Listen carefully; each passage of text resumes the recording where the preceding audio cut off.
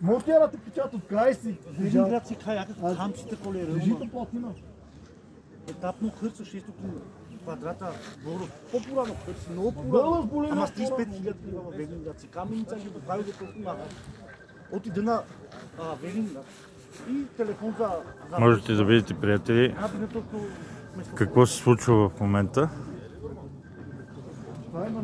Цялата полиция е тук, блокирала е фермата, допуснати са само представители на Българската агенция по храните. Много ясно, че пробите ще бъдат фалшифицирани, така че просто трябваше хората да изгледат повече хора. Искам да купа, имам интерес. Няма проблем, че на манката сме 65 000 кеш. Лава през мина магаските с документи, всичко има жава по банка. Добър ден. Какво храна, така. Работиш ли? Да. Къде работиш? Вие сме от вашата фирма, сте с предимство. За деня, младенчето ме за деня. Ей, извъни на мен след един час от София, господине. Виждате какво се случва. Ние гражданите, които сме излезнали, сме много по-малко от полицията. Затова, ако не дойдете да ни подкрепите, няма смисъл от нищо. Навсякъде ще има своеволие. Това е. Мен ме страх, аз съм притеснен, че ти да изкарам... Затвори капачката, бе! Страх ми да изкарам 10 лева вече на пътя от полицай. Ето фаща такто вече. Он си горе-долу 70-80 хиляди лева.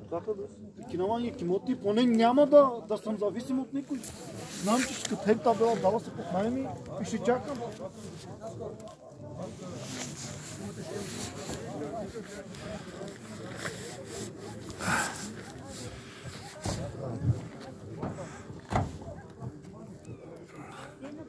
Всеки знае какви ще излезнат пробите.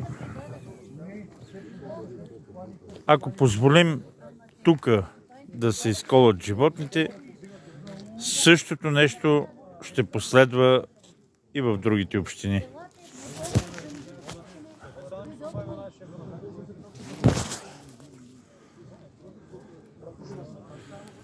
Това е. Да, продажници.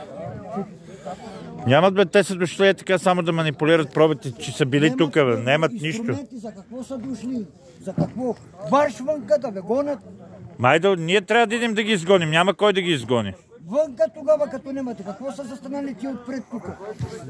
Те нямат уреди да изследват, дошли са да чакаме ние цял ден тук. За една путлива проба. Стоп!